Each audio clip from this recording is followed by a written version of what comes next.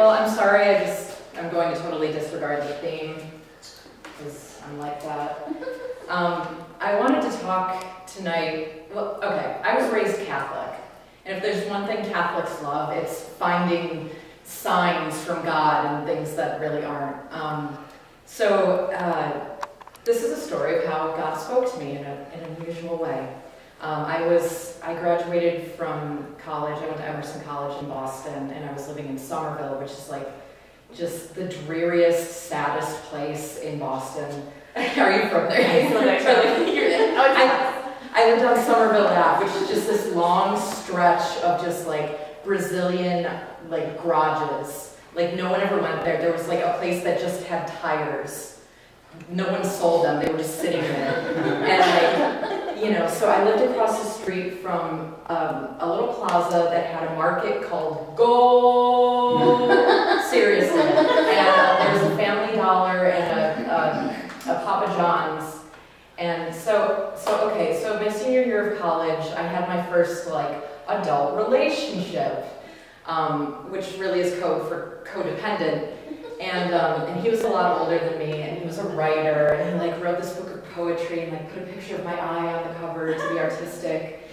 And so I graduated from college with a degree in acting. I was terrified of, no one told me what happened after college. I was like, and then, I don't know. So here I am, launched out into the world.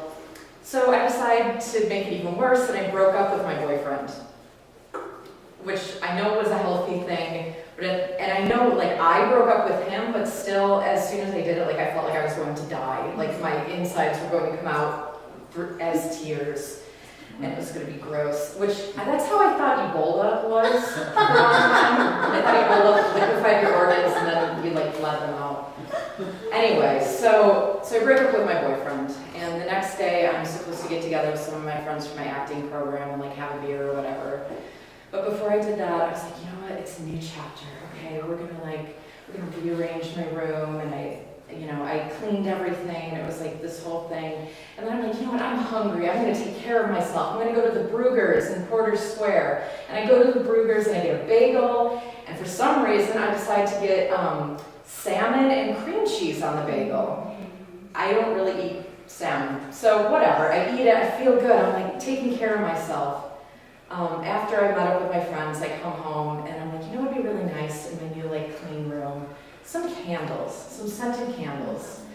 So I'm gonna go to the dollar store. So I go to the dollar store, and there's, everything's interesting because it's only $1. So suddenly things I'm not interested in are looking good. So I find my candles, and I'll never forget this. I'm walking up to the cash register, and there's this little Mexican teenager standing at the register, and I set the candles down, and I just know something bad is about to happen inside of me. And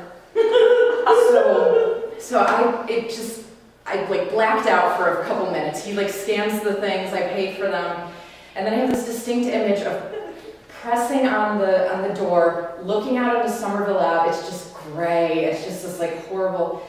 And I just know I have to run. So I push the door open and just take off running down Somerville Avenue. And I'm like, maybe if I just let a little bit out, it's gonna be okay. You can't control it when that happens. It all came out, and I just know I have to commit. So I'm running down Somerville Avenue. I run by the garages, and the guys are staring at me. I run by this cafe where I tried to get a job, but they wouldn't take me. And so my plan here, people are going to know what's happening. So I take my backpack, which had dinosaurs on it, which is appropriate for a senior in college.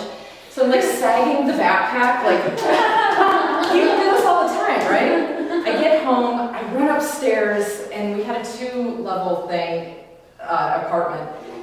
First level was the living room. My room was on the second floor, and my roommate Elisa, who's a sweet person, she's sitting in the living room watching 2001: A Space Odyssey, and I run into the bathroom off the kitchen, and just first thing I do is just get it off, But then I realize I have nothing to put on, so I take the penguin hand towel and try to drape it and casually run past her and get upstairs.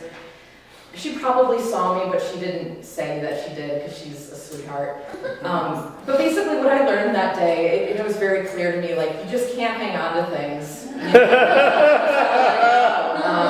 And I did have scented candles, so it was kind of smart thinking on my part. Yeah. So that's how God talked to me through my digestive